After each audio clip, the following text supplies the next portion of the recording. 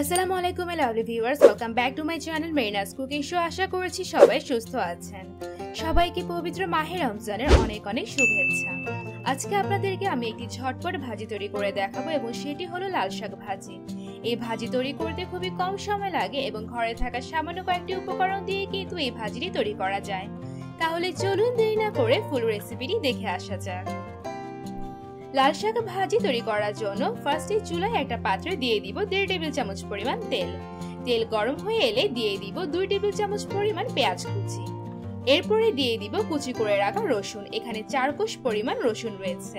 এরপরে দিয়ে দিব 5টার মতো মুখ চিরে রাখা কাঁচামরিচ।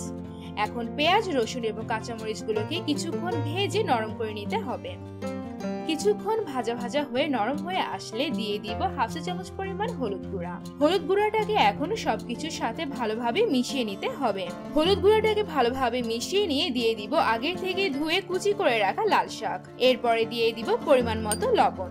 লবণ দিয়ে এখন ভালোভাবে লাল শাক গুঁড়োকে নেড়ে দিতে হবে যাতে করে সবকিছু ভালোভাবে মিশে যায়। সবকিছুকে ভালোভাবে মিশিয়ে নিয়ে ঢাকনা দিয়ে ঢেকে দিতে হবে যতক্ষণ পর্যন্ত না লাল শাকটা সম্পূর্ণভাবে সিদ্ধ হয়ে আসছে। ঢাকনা খুলে যদি দেখা যায় যে লাল শাকটা সম্পূর্ণভাবে সিদ্ধ হয়ে পরিমাণে কমে এসেছে, তার মানে বুঝতে হবে যে লাল শাক ভাজিটা তৈরি হয়ে গিয়েছে। ঝটপট তৈরি হয়ে গেল খুবই মজাদার লাল শাক ভাজি।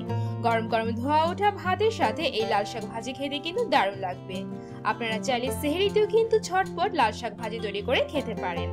আশা করছি আজকের রেসিপিটি আপনাদের ভালো লেগেছে। আর আমার এই রেসিপিটি যদি আপনাদের ভালো লেগে থাকে তাহলে বাসায় অবশ্যই ট্রাই করবেন।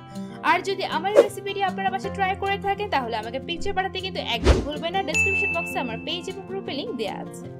And please don't forget to give a like, comment and also share my videos if you like, and please subscribe to my channel and click the bell button to get the early notifications. Thank you for watching.